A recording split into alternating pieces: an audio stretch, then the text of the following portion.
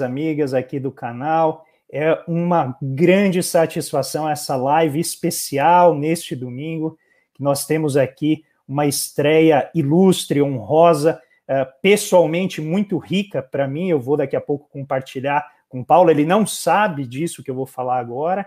E temos então professor ilustre, grande economista, Paulo Nogueira Batista Júnior aqui conosco, para conversar também com ele sobre o livro O Brasil Não Cabe no Quintal de Ninguém, que é Os Bastidores da Vida de um Economista Brasileiro no FMI e nos BRICS, e outros textos sobre nacionalismo e o nosso complexo de vira-lata. Temos aqui meu grande amigo, coautor Paulo Gala, e teremos, em breve, nós esperamos, o nosso querido José Márcio Rego, que deve estar chegando em breve. Para quem não conhece o Paulo, essa deve ser uma ou duas pessoas que estão aqui nos acompanhando, mas eu vou deixar registrado aqui. Ele é um economista, foi diretor executivo pelo Brasil e cerca de 10 outros países no FMI em Washington entre 2007 e 2015, e foi também vice-presidente do novo Banco do Desenvolvimento, aquele que foi criado pelos BRICS, que fica em Xangai, e ele foi ali vice-presidente representando o Brasil entre 2015 e 2017. Anteriormente, ele foi secretário especial de Assuntos Econômicos do Ministério do Planejamento, na gestão de Ilson Funaro, com o João Sayad, na verdade, no planejamento, e assessor para assuntos de dívida externa do ministro da Fazenda, que aí sim era o Dilson Funaro, entre 86 e 87. Ele participou diretamente da decisão de fazer a moratória da dívida externa naquele período. Certamente ele vai comentar isso com a gente. Além disso, ele chefiou o Centro de Estudos Monetários e de Economia Internacional na Fundação Getúlio Vargas, no Rio de Janeiro, entre 86 e 89, e foi também pesquisador visitante no Instituto de Estudos Avançados da USP, entre 96 e 98, e depois entre 2002 e 2004. Ele é autor de vários livros. Certamente aqui não dá para eu passar toda a literatura, a bibliografia que ele produziu, mas um que sempre foi para mim uma marca na minha formação, que foi A Economia Como Ela É. Acho que é um livro também imperdível. É um livro de 2000, se eu não me engano, e eu vou começar fazendo esse depoimento. Antes disso, vamos dar as boas-vindas aqui ao nosso querido José Márcio Rego. Chegou, que bom, Zé, que você chegou. Não era 2h30? Não, era as duas, Zé, sempre as duas. Perdoa. Não, sem problema. E eu vou começar então, Zé, eu estava apresentando brevemente o Paulo, e eu vou sempre me referir ao Paulo Gala como Paulo Gala, para quando eu falar Paulo, a gente saber que é o Paulo Nogueira Batista Júnior. Eu tô com problema de áudio aqui, não tô te ouvindo direito, André. Agora você tá melhor? Não, tá meio cortado. Acho que eu vou entrar e sair. Vocês me escutam? Aqui. Paulo, Zé Márcio? Eu tô te escutando direitinho. Também. Então eu acho vou entrar que e sair aqui para ver se melhor. Bom, mas eu vou começar fazendo então uma breve, na verdade é um depoimento sobre como o Paulo interferiu de maneira positiva na minha carreira como economista. A primeira vez que eu ouvi falando foi no Manpec em 2006. E eu não me esqueço eu já tinha lido o livro, A Economia Como Ela É, mas nunca havia visto o Paulo.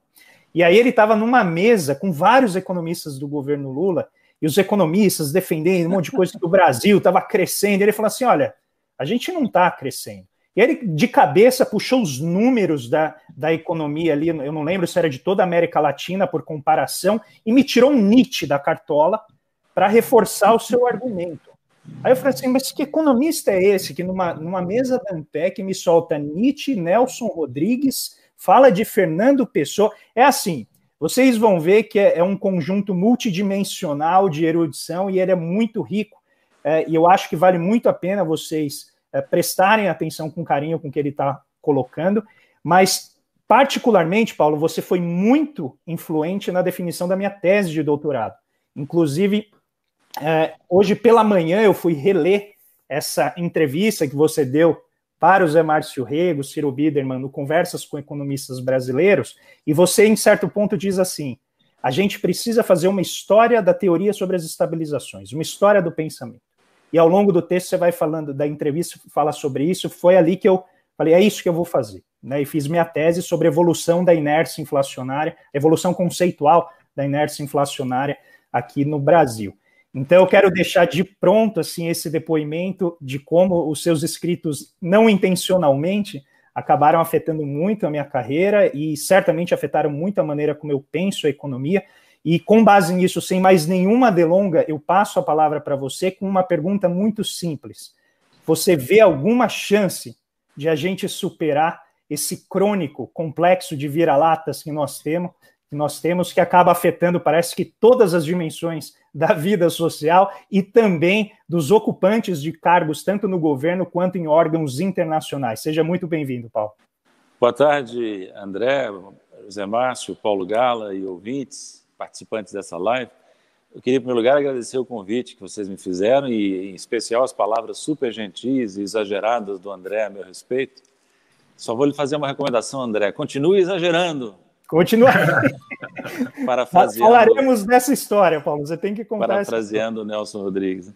Mas, olha, eu fiquei muito satisfeito de ouvir que o meu livro Economia Como Ela É influenciou você, porque uma das minhas aspirações ao escrever é influenciar os jovens, influenciar as novas gerações de economistas, de cientistas sociais, de especialistas em relações internacionais, para continuarem trabalhando no sentido que eu considero correto para o nosso país.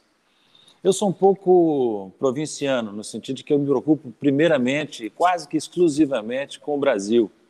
Então, nesse livro mais recente meu, o Brasil está no título, e mesmo quando eu não falo diretamente do Brasil, estou falando de outros países ou da situação internacional, estou sempre com o Brasil em mente. Por que eu faço isso? Porque eu acho que os outros países que cuidem de si, principalmente os desenvolvidos, têm muitos intelectuais, pesquisadores que podem cuidar deles. Então, nós temos poucos recursos humanos qualificados e temos que usar os recursos que temos, qualificados ou não, para examinar os nossos problemas, né?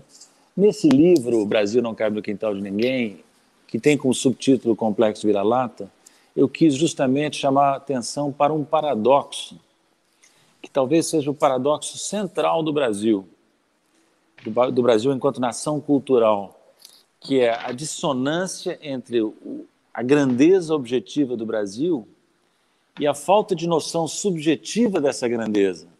O Celso Amorim encontrou, acho que foi ele, encontrou um neologismo para falar do Brasil, que é muito bom, que é uma variante do complexo vira-lata, bem interessante. Nanomania, mania de ser pequeno.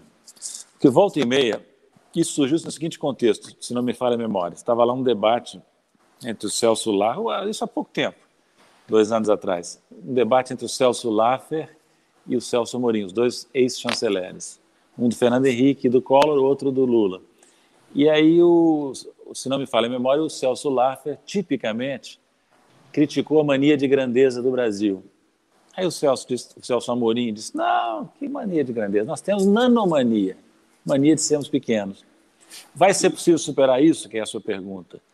Eu vivi um momento em que o Brasil, não digo que tenha superado, mas deixou para trás, em grande parte, esse complexo vira-lata. Foi o período de 2006, digamos, 2006, 2007 até 2014, né? Quando a crise política mergulhou o Brasil nos seus complexos mais profundos, né? E esse período, viu, eu tento descrever no livro, sabe? Não sei se eu consegui. O que eu queria transmitir ao leitor brasileiro é que o Brasil não só é grande objetivamente, como consegue, às vezes, ser grande subjetiva e realmente, porque sem o ingrediente subjetivo, a grandeza real, objetiva, não se realiza. É apenas potência e não ato, né? Então, foi isso que eu quis mostrar no livro, sabe? Então, eu mostro para vocês, eu digo a vocês, volta e meia eu tenho que dizer assim, leitor, não estou puxando a brasa para a nossa sardinha, porque o brasileiro é tão humilde que ele logo acha que qualquer elogio que o Brasil possa receber é um elogio meio falso, meio sem consistência, né? E eu digo a vocês o seguinte, basta dizer o seguinte, eu trabalhei como diretor do Brasil no FMI, como delegado brasileiro no G20, como delegado brasileiro nos BRICS, né? Nesses 3 foros, né? E eu posso dizer a vocês, naquela época, quando o Brasil pedia a palavra, fazia-se silêncio e as pessoas escutavam, porque a voz do Brasil era levada em conta, não só pelo tamanho do Brasil, mas percepção que se generalizou naquela época de que o Brasil era uma voz independente. Então, estamos entre brasileiros, então eu posso dar uns exemplos, sem ofender ninguém. Mas isso não era verdade para outros grandes países. Por exemplo, não era verdade para o México. Quando o mexicano pedia a palavra, todo mundo começava a fazer suas anotações, a mexer no celular. Indonésia também não, grande país do Sudeste Asiático, que, porém, por uma razão que eu não entendo bem, não tem uma postura independente, embora seja membro não só da diretoria do FMI, como também do G20, não é? Então, tamanho é um fator importante, mas não é tudo. Tanto que até não é nem condição necessária para ter um papel independente. Veja, que há exemplos impressionantes de países pequenos que se portaram de uma forma grande. Cuba é um caso, mas a Islândia é um outro caso menos conhecido. A Islândia, na crise financeira internacional de 2007, 2008, 2009, foi cercada por interesses de credores externos, apoiados pela Inglaterra, pela Holanda, notadamente, e eram grandes países tentando encurralar um pequeno. E a Islândia resistiu bravamente. Bravamente, eu posso testemunhar porque o assunto chegou à diretoria do FMI. E, aliás, parênteses, o Brasil nessa época tinha gordura para não só defender os interesses de si próprio e dos países da sua cadeira no FMI, como também os pequenos de outras cadeiras, até mesmo brancos de olhos azuis, como a Islândia, né? Então, os islandeses, de passada a crise, a Islândia prevaleceu contra os interesses dos credores.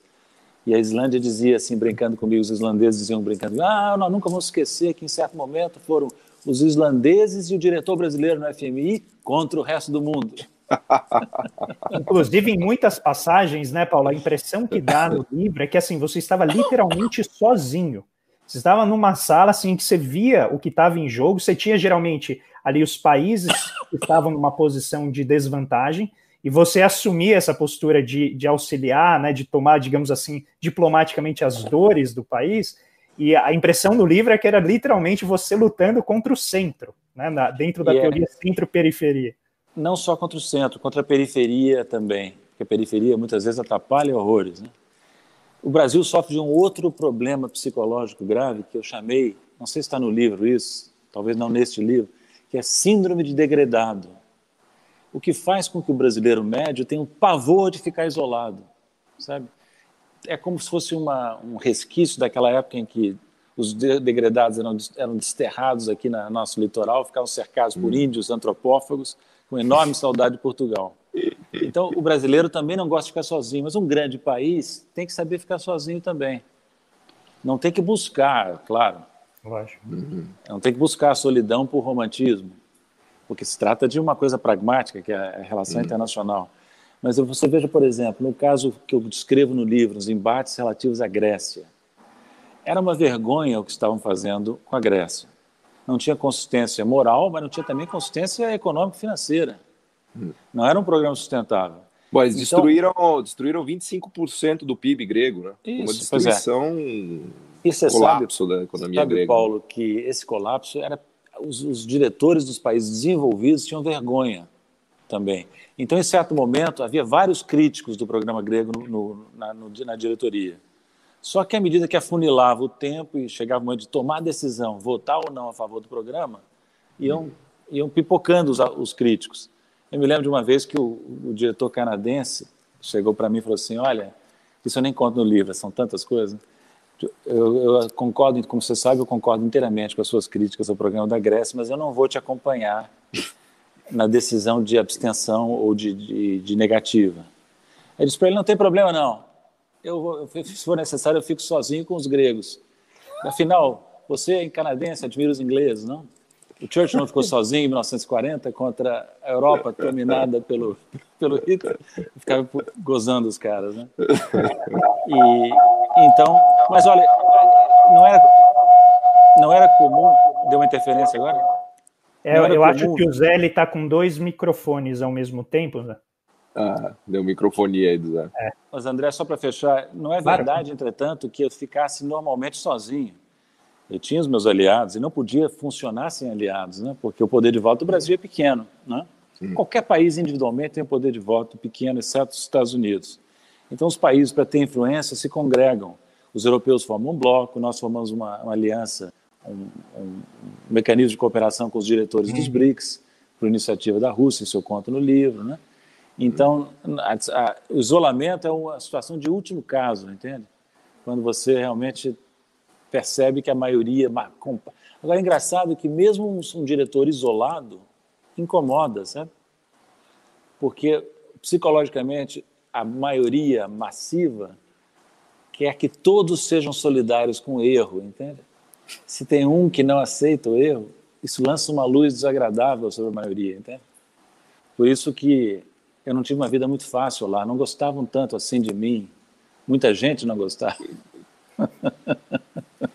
Porque a questão da unanimidade é tranquilizadora, né? Porque aí, se der errado, ninguém tem culpa, porque foi unânime e tal, então... Ninguém podia perceber, né? Agora, se tem alguma voz dissonante ali, a coisa vai falar, olha, a gente sabe que a decisão foi tomada, mas, sei lá, tinha outras decisões possíveis, outros caminhos, né? Então, fica uma coisa meio esquisita, porque não é uma pessoa, é uma visão diferente, né?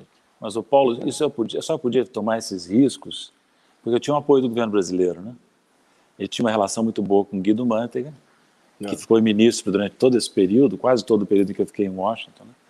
E sem o apoio do governo brasileiro, eu não podia correr. Eu poderia até correr, mas não sobreviveria ao backlash que esse comportamento arriscado desencadeava, né?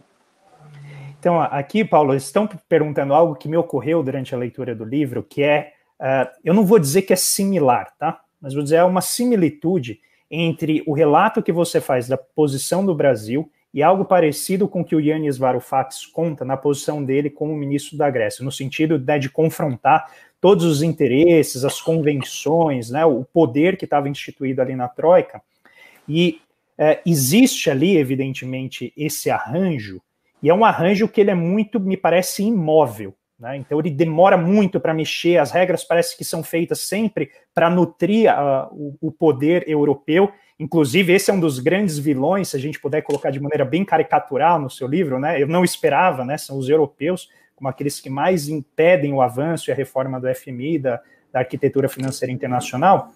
Mas eu queria que, se você pudesse contar aqui para quem nos assiste, exatamente a questão de como o Brasil virou, né, vamos dizer, credor do FMI, e você que participou dos momentos mais difíceis da dívida externa, participou diretamente da decretação da moratória, de repente é você lá representando o país, tornando agora credor. Só que você fala algo muito interessante, você diz assim, eu não perdi a cabeça de devedor. Então, na hora que eu negociava, isso me pareceu assim, de uma dialética fenomenal. Né? Então, eu gostaria que você comentasse um pouco, assim, talvez você não fala no livro. Olha, só antes de passar para esse aspecto, deixa eu falar um pouquinho do Varoufakis.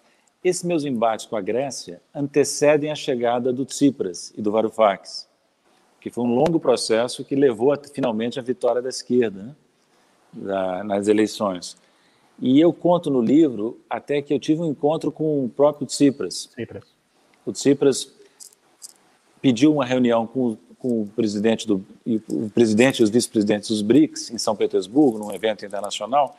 Aí, quando ele me viu, ele se deu conta, esse aí é o brasileiro que nos defende lá. E aí pediu para falar sós comigo. Aí nós marcamos um encontro no dia seguinte, no hotel dele, e aí o que ele queria, fundamentalmente? Ele queria saber, ele tinha naquele momento, que era a fase bem inicial do Varoufakis ainda, né, a esperança de que o Fundo Monetário pudesse ajudá-lo contra o bloco europeu. Contra os alemães, no fundo. E ele me queria me sondar sobre as reais possibilidades. Eu disse a ele, olha, eu sou uma voz isolada lá. Não vejo nenhuma possibilidade da diretoria apoiar uma linha diferente daquela que o bloco europeu prega, não vejo mesmo. Aí a Lagarde é muito conservadora, não vai fazer nenhum gesto importante na direção de vocês. Então dei uma espécie de banho de água fria e perguntei a ele, porque era a primeira vez que eu encontrava, a segunda, né? E não queria fazer perguntas indiscretas, mas eu insinuei a pergunta, que era a seguinte, vocês estão preparados para ir para o plano B, que seria, diante da falta de cooperação do Fundo Monetário e dos europeus, sair do euro, não sair da União Europeia, mas sair do euro. Operação difícil. Né? Da moeda. Sair da área monetária. Isso seria difícil, muito difícil. E eu senti nas entrelinhas da conversa, que eles não estavam preparados para isso.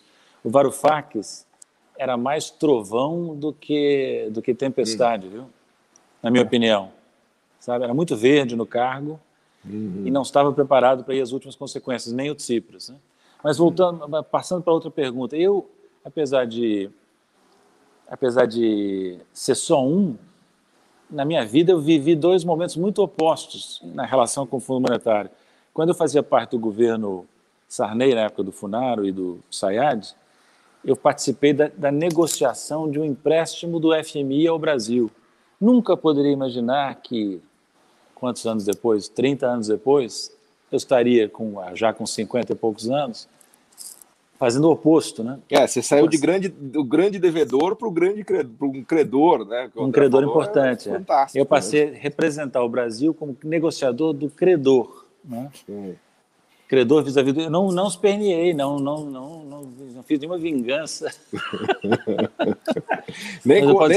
Nem com um paizinho pequeno ali, você não quis dar uma espremida nele só para dar uma... Não, aí que entra a frase que o André lembrou. Eu mantinha a razão de credor, agora credor novato, mas o coração de devedor. É isso que me fazia compreender as agruras da Grécia, as agruras da Islândia, entende? Então, o Brasil como credor, enquanto nós estávamos lá, o Lula também tinha essa característica, viu? O Lula era um credor com coração de devedor. A gente chegou a perdoar algumas coisas de dívida de África. Perdoar dívida. Teve movimentos. É aquela frase que do Chico Buarque, que resumiu muito bem a política externa do Lula. Não pia fino com os Estados Unidos, nem fala grosso com a Bolívia. Né? Então, o Brasil, por isso que eu digo, viu? O Brasil é a minha grande ilusão, talvez. Mas eu acho que o Brasil, por causa das suas características históricas, culturais, étnicas, é um país que tem a condição de ter um papel singular no mundo, tem uma palavra especial nova para o mundo. Aquilo que Dostoiévski dizia da Rússia no século XIX, que a Rússia vai trazer uma palavra nova para o mundo, pode-se dizer do Brasil no século XXI. É estranho dizer isso nesse momento em que o Brasil está no seu nadir. Mas é neste momento, justamente, que se faz necessário lembrar a grandeza e o potencial do Brasil. O brasileiro precisa sair do Brasil, como eu tive que sair, para perceber bem toda a extensão das qualidades brasileiras. Né? Eu digo sempre isso e repito aqui. A distância é indispensável ao afeto. Né? Por isso que os namoros e casamentos à distância funcionam, né? Piada de domingo. Ô, Paulo. Paulo, André, deixa eu fazer uma Era para você, Zé, você é um entrevistador profissional, Zé. Eu e o Paulo, a gente está só figurando aqui. Não. Não, eu queria só o seguinte, o Paulo fez agora um passant a importância do apoio do Guido Mantega, né, para ele exercer a função, contou com apoio. Se ele pudesse fazer um comentário, comparando ou não, quer dizer, o Paulo também participou com o Dilson Funaro, né, da questão da moratória. Se você pudesse falar um pouco mais sobre o papel do Mantega na sua gestão, o Mantega, coitado, que saiu tão desgastado depois, sofreu tanto, né? Se você pudesse... Quem leu o meu livro com atenção vai perceber a importância que teve o Guido Mantega. Que o Mantega, ele tinha muito interesse por questões internacionais, uma motivação para participar. E teve influência, teve voo próprio, teve luz própria nesse período em que o Brasil estava no seu auge. E contribuiu para que o Brasil chegasse a seu auge. Então, a própria coisa do G20 teve muito movimento do Mantega, né? A criação do G20. A criação do G20, não a criação, mas que o G20 já existia, mas a transformação do G20 em foro de líderes, que foi um papel, nessa transformação que ocorreu em 2008, tiveram um papel importante o Lula e o Mantega, diretamente, além do George W. Bush, que foi quem aceitou a ideia e abraçou a ideia, né? Então, o Mantega devia ele próprio escrever um livro sobre o período dele, porque ele foi o ministro da Fazenda mais longevo, né? Agora, talvez ele tenha que esperar um pouco, porque ele está tão marcado que as pessoas não vão nem querer ler algo que é escrito por ele, mas o tempo vai passar e vai fazer justiça a ele. Tem gente que vai para a lata de lixo da história, muita gente, está ficando até congestionada essa lata de lixo, e tem gente que está lá injustamente. E um deles, sem dúvida, é o Guido. Eu vou te dizer, Zé Márcio, vou te dar um exemplo concreto, assim, bem concreto. Eu sofri, quando estava no exterior, 2 processos de lawfare em nível administrativo. Um no Fundo Monetário e outro no Banco dos BRICS. Um em Washington, outro em Xangai. Em Washington eu sobrevivi. Não porque era inocente, mas porque tinha apoio do governo brasileiro. Em Xangai era inocente, mas não sobrevivi, porque já não tinha apoio do governo brasileiro, já estávamos em pleno governo Temer. Então, nos organismos internacionais, o papel de um diretor, de um vice-presidente, de um nacional qualquer, é sempre muito dependente do grau de apoio que ele tem na sua capital. Aí, nesse ponto, Paulo, eu queria só comentar Você tem várias passagens no livro que elas são muito sutis. Algumas você explora mais, né, a implicação de alguns eventos, mas eu queria conectar 2 temas que são muito caros para a gente, que são, primeiro, a questão da formação dos economistas e a relação com as universidades, né, no hemisfério norte, como isso afeta a maneira de pensar a economia, e aquele evento particular em que o Joaquim Levy recebeu a ligação de um alto oficial do governo norte-americano, e aí nesse momento no livro você fala assim, agora para pensar, acho que foi o secretário do Tesouro, né, se eu não me engano, ligou para ele ou algo assim. Assim, um secretário do Tesouro que liga para o ministro da Fazenda no Brasil para reclamar de um representante do Brasil. Né? Comenta um pouco isso, porque essas redes, que inicialmente elas se formam como redes epistêmicas, né, que são o networking de pesquisadores, isso se traduz depois em redes, na verdade, administrativas dentro dos governos e dos órgãos. E isso gera uma série, né, de problemas para o avanço, né, vamos dizer assim, dos países em desenvolvimento. Esse assunto mereceria todo um ensaio de 400 páginas. Eu tratei do assunto no livro, mas é bom que você levante, porque ele merece uma pesquisa de economia política, sabe? Como é que se articulam as redes internacionais? Você tem toda a razão, começam com redes epistêmicas. Qual é o padrão? Vou resumir, o padrão de um economista desse tipo.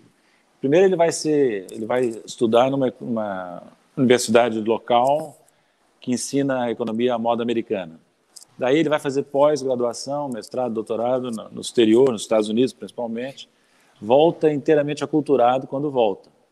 Fica numa universidade local um tempo, dá declarações à imprensa, dança conforme a música, acaba contratado por uma instituição financeira local, ganhando bem para dizer obviedades ou para dizer mentiras disfarçadas de ciência, né?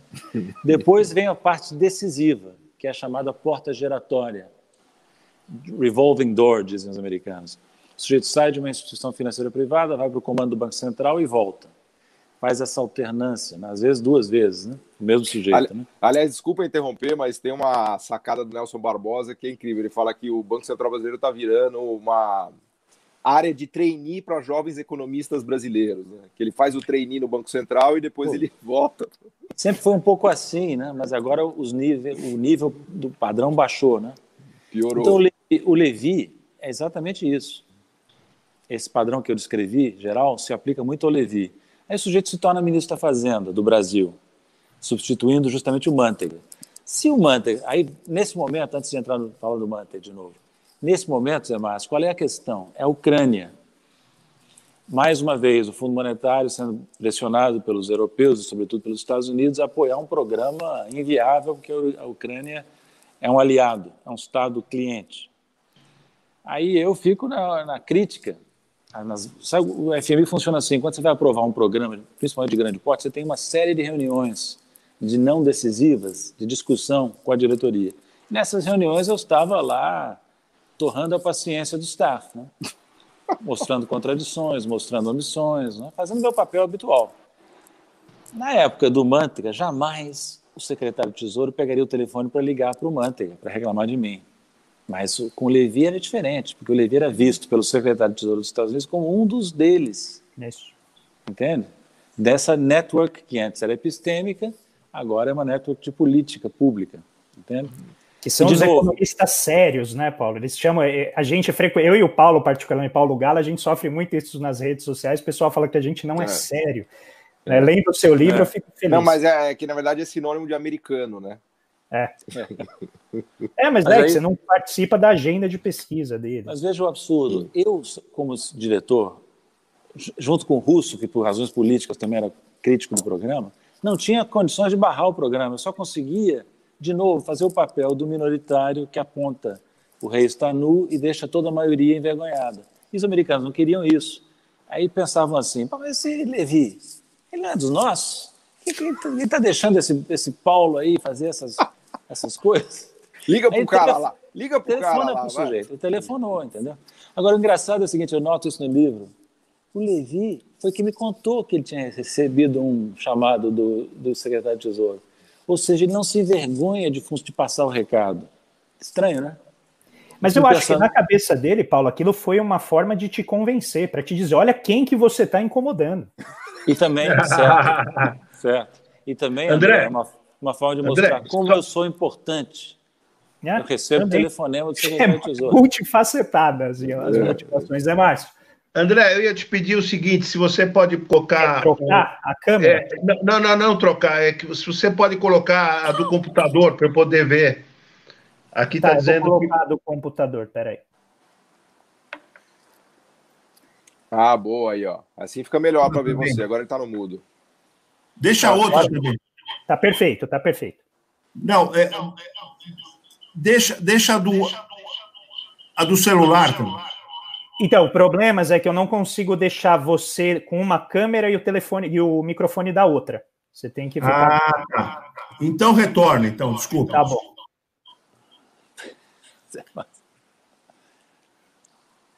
Isso, aproveitando... Alô, vocês estão me ouvindo? Estou te ouvindo, pode falar. Aproveitando que você fez alusão ao livro Conversas com Economistas, eu vou falar isso para elogiar o Paulo, mas, ao mesmo tempo, destacar como a sociedade brasileira é fundamentalmente elitizada.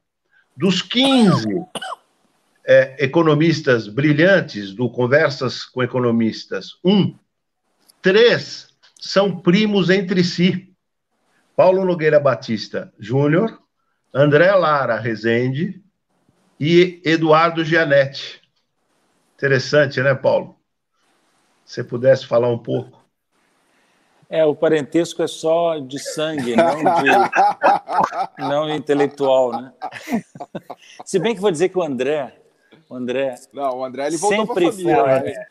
O André sempre foi mais heterodoxo do que o pessoal pensa, sabe? O André, lá na época dos anos 80, já era um sujeito que pensava, e pensa ainda, né? E, portanto, sempre causou um pouco de inquietude nos meios financeiros. Um sujeito que pensa demais, já não é bem visto, sabe? Parece que esse André Lara Rezende tem umas ideias lá, diziam entre eles os banqueiros, eu imagino. Sabe? Criativos. Cuidado com ele. Não, inclusive, o modelo que eu li do André Lara Rezende foi um modelo pós-keynesiano de conflito distributivo para explicar a dinâmica da inflação. Quando eu vi esse modelo, eu falei, eu não esperava isso desse André Lara Rezende. Eu fui pesquisar mais e encontrei exatamente isso que você acabou de retratar. O próprio Tancredo teria dito, né? Esse filho do Otto tem umas ideias um pouco assim... perigosas, né? Diferente, né? A bem da verdade, essa frase foi sobre o Chico Lopes, o filho do Lucas Lopes. É verdade. Mas é sintomático. Mas bem lembrado, viu? Porque o que essa frase do Tancredo mostra? O Tancredo é típico do establishment brasileiro. O sujeito não gosta de cara que tenha criatividade. Ele quer o sujeito que obedece às normas, previsível, entende? Então o Chico Lopes era criativo demais e o Tancredo, o Lucas Lopes tem um filho lá meio esquisito. E o Chico, coitado, quando soube dessa frase, ficou chateadíssimo, porque ele tinha grandes expectativas de que o Tancredo pudesse aproveitá-lo. Né? E não foi o Tancredo que aproveitou o Chico, foi o Sarney, né? Exato. Foi o Sarney. E o próprio FHC, né? Depois o próprio FHC, com o intuito de tirar... Deixa eu fazer uma pergunta Gustavo, aqui, só para a gente não perder esse primeiro movimento de análise aqui que o Paulo fez, aproveitando Troika e BRICS e China, porque o Paulo é um observador privilegiado da realidade brasileira de camarote, né? Porque ele teve em lugares-chave, né? No momento certo, na hora certa, ou no lugar errado, na hora errada, né? Não sei, dá para fazer a leitura como você achar melhor, mas como você enxerga, Paulo? Porque é muito interessante, a gente estava falando da Troika, né, da Grécia sendo triturada pelo FMI, pelos europeus, sendo humilhada, foi basicamente uma destruição que fizeram no país, né? E aí a imagem que foi me dando é daquela Europa, dos Estados Unidos, do FMI todo poderoso. Mas aí, a gente chegando em 2020, agora pensando na sua transição para os BRICS, lá em Xangai, a minha sensação é que isso está ficando meio velho, assim, que a Troika, né? Quando fala Troika, já me soa um negócio meio ultrapassado, né? Que a Europa está meio desesperada, os Estados Unidos não sabem muito bem o que fazer com a China, que a Ásia está virando o mundo e começando a dominar o mundo. Então, como é que você veria esse século XXI em que os ocidentais estão tomando uma surra da China e do Oriente e provavelmente vão continuar apanhando muito mais, né? Porque você teve ali no epicentro desses movimentos, né? Concordo com você. Você teve. Por que não se ouve falar mais na Troika? Porque, na realidade, a Troika foi um arranjo informal envolvendo o FMI, Comissão Europeia e Banco Central Europeu, para enfrentar a crise aguda do euro. Grécia, Portugal, Irlanda, etc., né? Agora refluiu, mas você tem razão no fundamental da sua observação, que é que nós estamos vendo, nesse século XXI, já há algum tempo, um declínio lento da Europa e um declínio dos Estados Unidos também, embora esse segundo declínio seja menos perceptível. Você tem uma longa, como todas as transições geopolíticas, elas são lentas, duram 50 anos, 60 anos, talvez menos agora nesse mundo mais veloz. Você vai ter uma transição do Atlântico Norte para o leste da Ásia, do eixo de poder do Atlântico Norte para o leste da Ásia. Mas não vamos imaginar, acho que tem uma versão simplista, que é a ideia de que a China vai se tornar a grande potência em conteste. Não vai acontecer isso, no meu entender.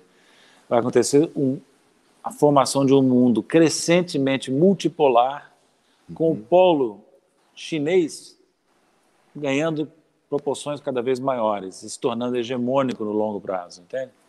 Os americanos estão lidando com isso com enorme dificuldade. Os europeus lidam com o seu declínio histórico com enorme dificuldade. Não é fácil passar o bastão, né?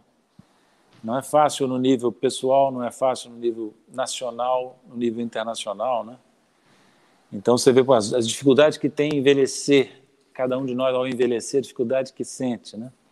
A dificuldade de ver as novas gerações te substituindo. É o que está acontecendo com a Europa e também com os Estados Unidos, embora os americanos ainda tenham mais gordura para queimar, né? Porque a minha sensação é que essa crise europeia foi em 2012, né? Se fosse agora em 2020, 2021, talvez com China, com BRICS, quer dizer, BRICS, na verdade, vamos falar de Rússia e China, né? Talvez tivesse uma história diferente, né? Mas, enfim, era só uma reflexão sobre esses movimentos, né? O quanto você acha que eles ainda têm poder? Claro que os americanos ainda mandam no mundo, né? Mas quão ameaçado eles estão, você acha, pelo leste da Ásia, vamos colocar assim? Olha, os europeus e os americanos têm clareza estratégica quanto ao seguinte: nós criamos entidades internacionais, como o Fundo Monetário Internacional, o Banco Mundial, não vamos abrir mão do controle central sobre eles. Eles não abriram. Com todos os nossos esforços, dos BRICS, do Brasil, que eu fiz, as reformas do fundo foram parciais e não mudaram a característica central do Fundo Monetário do ponto de vista geopolítico. O diretor da Índia, meu colega na época, dizia: isso aqui tem que mudar de nome, tem que ser Fundo Monetário do Atlântico Norte.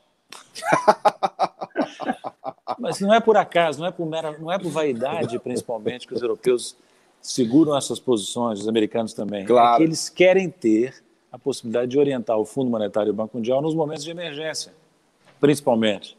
Então, se surgir uma nova crise do euro, eles querem ter a possibilidade de fazer o que fizeram.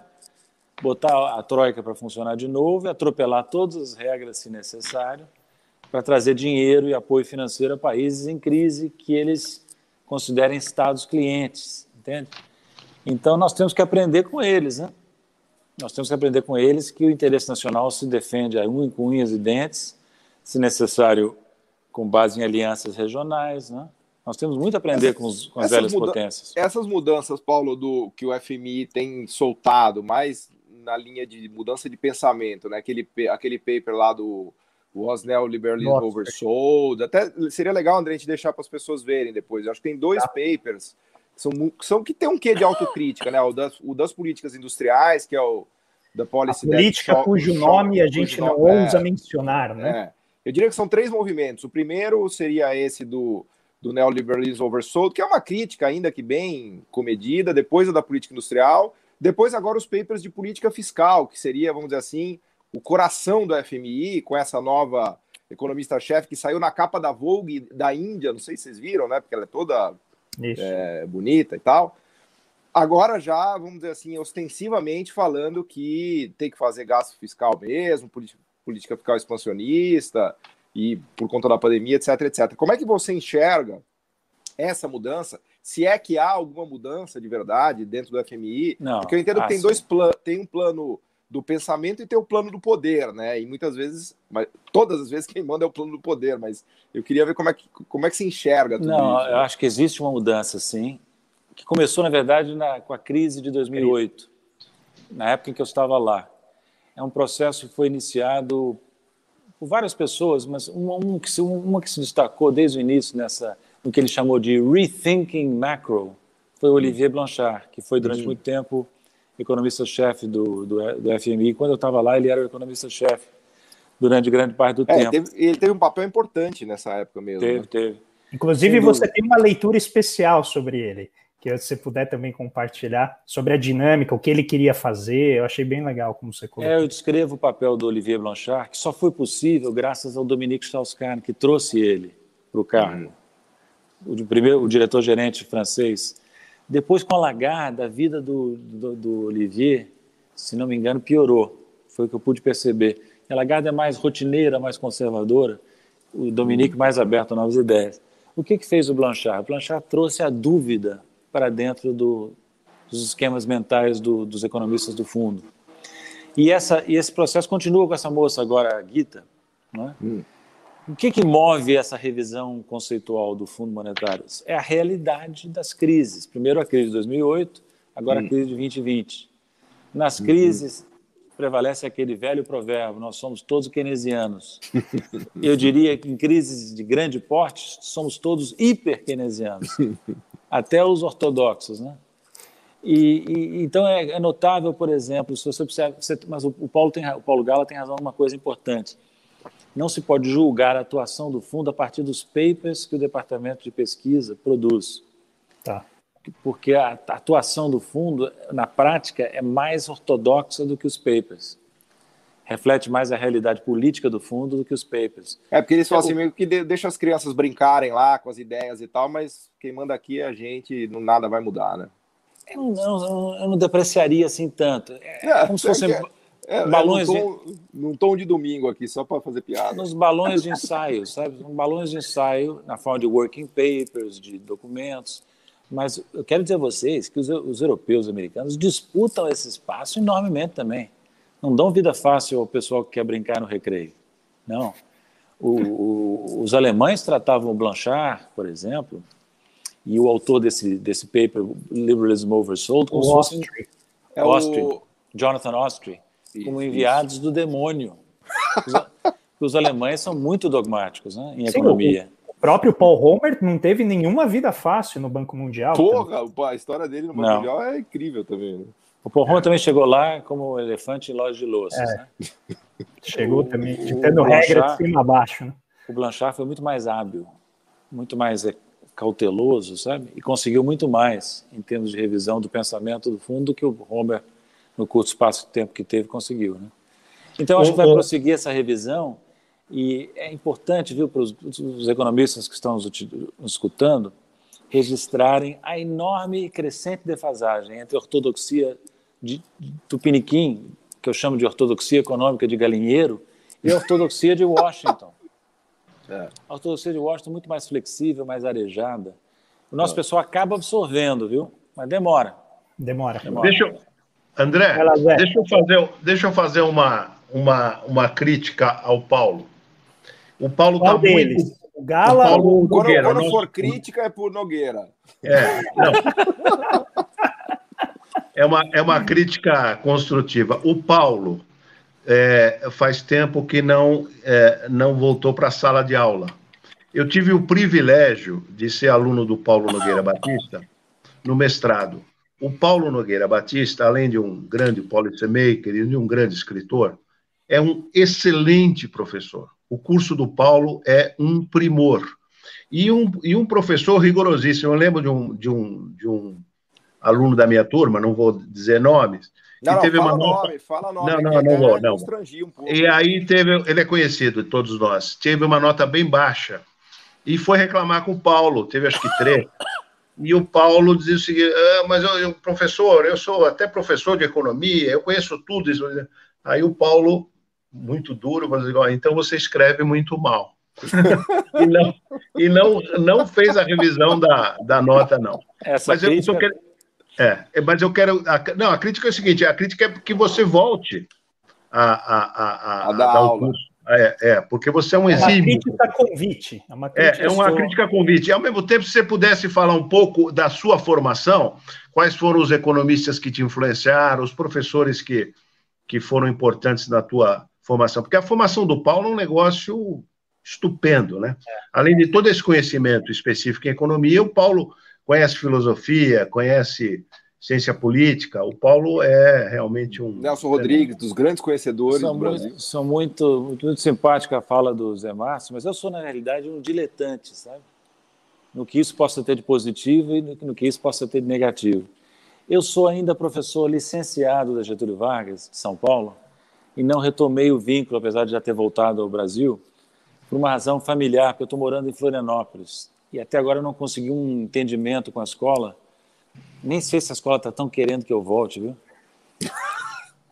Mas, enfim, olha, eu vou te falar que as coisas não estão nada tranquilas lá, viu, Paulo? Mas o que eu digo é... Não, mas agora, como é em 2000, as aulas ainda vão ser virtuais, né?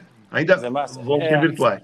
É bem lembrado, mas é bem lembrado. Eu podia ter aproveitado a pandemia, mas eu vou voltar, eu vou agora em 2021 ter um outro vínculo acadêmico temporário, que eu vou fazer uma cátedra de 1 ano, chamada Cátedra Celso Furtado, na UFRJ. Em grande parte vai ser virtual. Aí depois que passar esse período, eu vou conversar com o pessoal aí de São Paulo, com você e com os outros, né, Márcio? Para ver se vocês querem que eu volte a dar aula de alguma maneira. Boa. Queremos. Agora, vamos aproveitar até, viu? É óbvio isso que você falou, mas eu não tinha me dado conta. Vamos aproveitar a experiência adquirida na pandemia. Eu não sei se os alunos gostam tanto de aula virtual, mas... Está todo mundo acostumado agora, porque o ano que vem vai ser a mesma coisa. Agora já superou, também. Qualquer tipo de atavismo foi superado. Já nem lembra Paulo, mais como é a aula. Sem favor nenhum a você. Você tem que voltar, viu? Você tem que voltar, porque você é um excelente professor, excelente. Bom, nós estamos vendo aqui. Claro. O raciocínio flui, a verbalização, a erudição, enfim, é uma aula de primeira categoria. Eu espero que essa rajada de vento renovador que está vindo do norte, em matéria de pensamento econômico, afete as nossas universidades, os nossos departamentos de economia, para que pessoas como eu tenham um pouquinho mais de espaço do que talvez tenham hoje, né?